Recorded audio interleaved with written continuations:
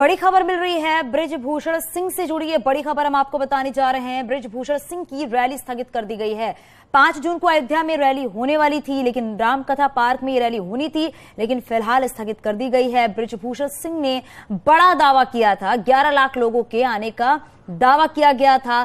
संतों के आह्वान पर रैली स्थगित कर दी गई है।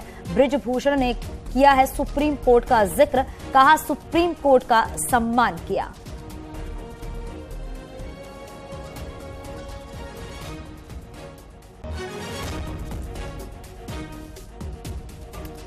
तो 5 जून को अयोध्या में रैली होनी थी रामकथा पार्क में, लेकिन फिलहाल रैली रद्द हो गई है।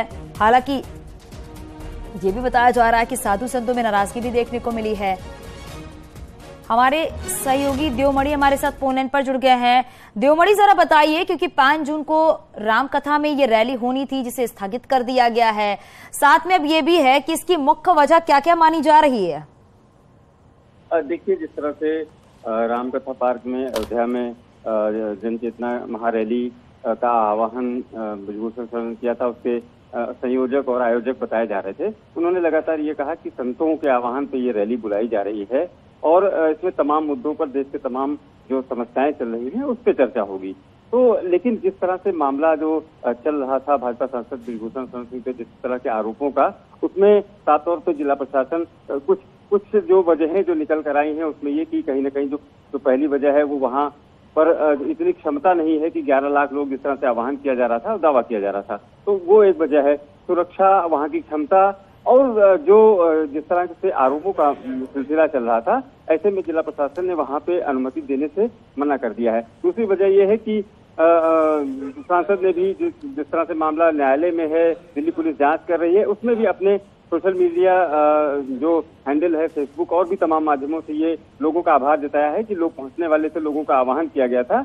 लेकिन इस समय जो परिस्थितियां चल रही हैं और सुप्रीम कोर्ट और जो जांच की बात चल रही है, उस जांच को लेकर फिलहाल वो रैली को स्थगित करने की बात कर रहे हैं और भविष्य में इस रैली को फिर से करने की बात कर रहे हैं। लेकिन फिलहाल रैली रद्द की जा चुकी है, रैली स्थगित है और अभी इस तरह की कोई डेट ना ही आई है, न जिला प्रशासन की तरफ से, ना ही सांसद और संतों की तरफ से।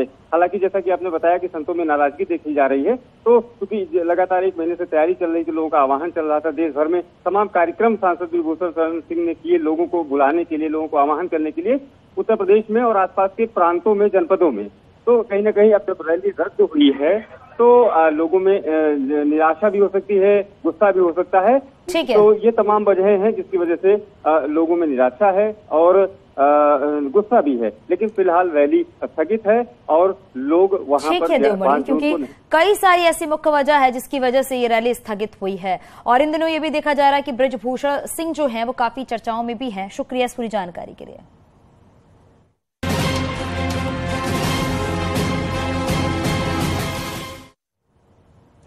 माफिया अतीक अहमद के कब्जे मुक्त कराई गई जमीन पर गरीबों का घर तैयार हो गया है। प्रयागराज के पौष इलाके में इसी महीने लोगों को घर आवंटित भी कर दिए जाएंगे। सरकारी जमीन को कब्जा मुक्त कराने के बाद सीएम योगी ने 2 साल पहले ही गरीबों को घर देने का ऐलान किया था और अब सपनों का घर जो है वो अब बनकर तैयार हो गया है। इसी महीने लकी ड्रॉ के जरिए ये फ्लैट वितरित किए जाएंगे।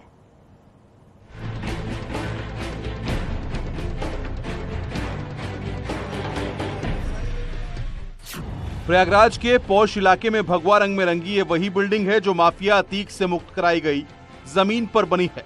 माना जा रहा है कि देश का पहला हाउसिंग प्रोजेक्ट है जो अवैध कब्जे से जमीन मुक्त कराकर बनाया गया है। 2 साल पहले सीएम योगी ने माफिया से मुक्त कराई गई जमीन पर भूमि पूजन किया था। सीएम योगी ने तभी ऐलान कर दिया था कि माफिया से मुक्त कराई गई जमीन पर गरीबों को घर मिलेगा। आज वो सपना पूरा हो रहा है। किसी माफिया के कब्जे से जमीन मुक्त कराकर गरीबों के लिए आशियाना बनाए जाने का देश का पहला प्रोजेक्ट लगभग बनकर तैयार है। माफिया अतीक अहमद के कब्जे से लूकरगंज में 1731 वर्ग मीटर जमीन मुक्त कराई गई थी और सीएम योगी आदित्यनाथ की घोषणा के मुताबिक इस पर गरीबों के लिए आशियाने बनाए जा रहे हैं। प्रधानमंत्री शहरी आवास योजना के तहत प्रधानमंत्री शहरी आवास योजना के अंतर्गत अफोर्डेबल हाउसिंग स्कीम के तहत माफिया अतीक अहमद के कब्जे से मुक्त कराई गई जमीन पर कुल 76 फ्लैट बनाए गए हैं। 4 मंजिला बिल्डिंग के 2 टावर बनकर लगभग तैयार हो गए हैं। एक फ्लैट लगभग 41 वर्ग मीटर में बनकर तैयार हुआ है। इसमें 2 कमरे, किचन और टॉयलेट बने हैं। क्योंकि भूमाफिया की जमीन पे खाली कराया गया था, ये सरकारी जमीन थी, नजूल की जमीन थी, और इसको भूमाफिया से खाली करा के और इस पे जो है जो आम लोग हैं, जो इकोनॉमिक वीकर सेक्शन के लोग हैं, जो गरीबी रेखा से जो नीचे के लोग हैं, उनको जो है पहली बार जो है इसमें मुहैया कराया जाएगा और शहर के बीच में है। सबसे अच्छी बात है कि जो है इसकी लोकेशन बड़ी अच्छी है, प्राइम लोकेशन पे है, इसलिए इसकी डिमांड बहुत ज्यादा है। आप समझ सकते हैं कि 76 फ्लैट के अगेंस्ट जो है 6060 लोगों ने आवेदन किया है। देश का ये पहला ऐसा प्रोजेक्ट है जो किसी माफिया के कब्जे से सरकारी जमीन को मुक्त कराकर गरीबों के लिए आशियाना बनाया गया है। इस प्रोजेक्ट का शिलान्यास 26 दिसंबर 2021 को खुद सीएम योगी आदित्यनाथ ने अपने हाथों से किया था। इन फ्लैटों को पाने के लिए लोगों में क्रेज का अंदाजा इस बात से लगाया जा सकता है कि 76 फ्लैटों के लिए 6060 लोगों ने आवेदन किया था। अभी ये टोटल जो है 76 फ्लैट बनाए गए थे और इसमें जो है आवेदन किए गए थे लॉटरी के लिए, जिसमें 6060 लोगों ने आवेदन किया, जिसका वेरिफिकेशन भी हो गया है और इसी माह हम लोग जो है इसकी लॉटरी कराएंगे। और इसमें जो है पत्रावली भी डीएम साहब को भेज दी गई है, जैसे अनुमोदन होकर आएगा तो लॉटरी हम लोग करा देंगे। ये फ्लैट लगभग बन के तैयार हैं और फिनिशिंग वर्क अंतिम चरण में है और जैसे ही लॉटरी होगी हम लोग जो है इसको कब्जा दे देंगे। इस बिल्डिंग में 76 परिवारों के रहने के लिए पूरा इंतजाम रहेगा। ये बिल्डिंग पूरी तरह से ग्रीन बिल्डिंग होगी, जिसमें लोगों के लिए कॉमन हॉल और पार्किंग की भी सुविधा उपलब्ध होगी। विकास प्राधिकरण के मुताबिक 15 जून तक फ्लैटों का आवंटन कर दिया जाएगा। खबर है कि सीएम योगी लाभार्थियों को चाबी सौंपेंगे। माना यह जा रहा है कि सीएम योगी आदित्यनाथ ने 2 मई को जिस तरह से घोषणा की थी लूकरगंज के मैदान पर कि वो खुद आएंगे और लाभार्थियों को चाबी सौंपेंगे, तो सीएम योगी आदित्यनाथ भी यहां पर आ सकते हैं और माफिया अतीक अहमद के कब्जे से मुक्त कराई गई इस जमीन पर बने फ्लैटों की चाबी आबंटियों को सौंप सकते हैं। कैमरा पर्सन संजीव मिश्रा के साथ Sarvesh Dubey, news 18 Prayagraj.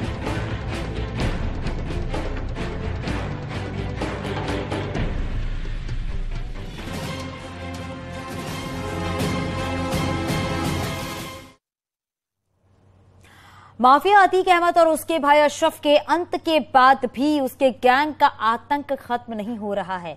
IAS 227 Atiq gang के गुर्गे आज भी लगातार वारदात को अंजाम दे रहे हैं। गिरोह के लोग लगातार रंगदारी वसूलने, जमीन कब्जा करने और गवाही से रोकने की वारदातों को अंजाम दे रहे हैं। सूत्रों के हवाले से खबर मिल रही है कि अतीक अशरफ के अंत के बाद शाइस्ता इस गिरोह का संचालन कर रही है।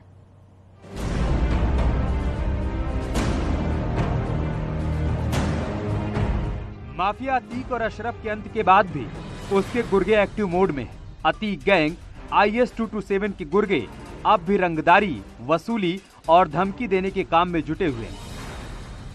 माफिया अतीक अहमद और अशरफ की हत्या के बाद अतीक के 44 साल के आतंक का अंत हो चुका है, लेकिन अभी भी माफिया अतीक अहमद के गैंग आईएएस 227 के गुर्गे लगातार रंगदारी मांग रहे हैं और लोगों को धमकियां दे रहे हैं। बीते कुछ दिनों में अतीक अहमद गैंग के खिलाफ आधे दर्जन से ज्यादा मुकदमे अलग अलग थानों में दर्ज कराए गए हैं। इनमें अतीक अहमद गैंग के तमाम गुर्गों ने लोगों से रंगदारी मांगी है या उनके साथ फ्रॉड किया है या फिर उन्हें जान से मारने की धमकी दी है। पुलिस को कई ऐसी शिकायतें मिल रही हैं जो अतीक गैंग से जुड़े गुर्गे की तरफ इशारा कर रही हैं। गिरोह के गुर्गों की ओर से लगातार धमकी और वसूली की वारदात से साफ है कि माफिया ब्रदर्स के खात्मे के बाद भी उसके गिरोह की गतिविधियां अभी खत्म नहीं हुई हैं। सूत्रों के हवाले से खबर है कि अतीक का गैंग आईएएस 227 अब भी एक्टिव है, जिसे फरार शाइस्ता संचालित कर रही है।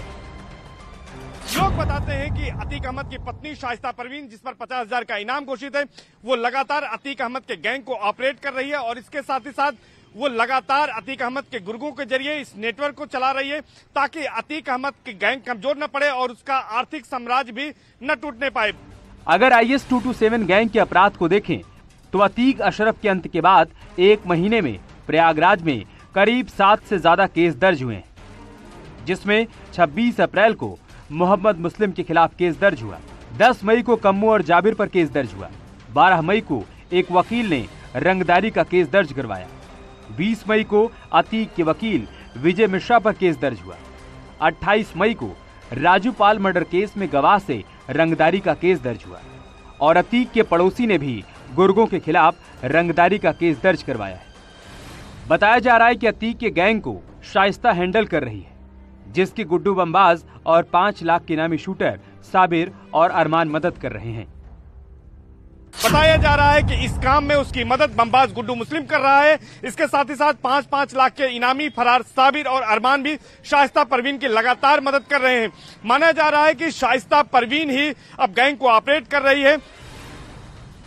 अब सवाल है कि अतीक अशरफ की हत्या के बाद गैंग को शाइस्ता कैसे ऑपरेट कर रही है, क्योंकि सूत्रों के हवाले से खबर है कि शाइस्ता लगातार ठिकाने बदलने के साथ साथ मोबाइल का इस्तेमाल नहीं कर रही है। बड़ा सवाल यह है कि 100 दिन से फरार चल रहे और पुलिस को चकमा दे रहे शाइस्ता परवीन और तीनों शूटर्स कहां पर हैं, ये पुलिस के लिए एक पहेली बनी हुई है। माना जा रहा है कि तीनों अब मोबाइल का इस्तेमाल नहीं कर रहे हैं, जिसकी वजह से सर्विलांस के जरिए भी पुलिस की जांच एजेंसियां इन तक नहीं पहुंच पा रही हैं। ऐसे में जरूरत इस बात की है कि अब पुलिस अपनी रणनीति के बदले तभी इन आरोपियों को पकड़ा जा सकता है। कैमरा पर्सन संजीव मिश्रा के साथ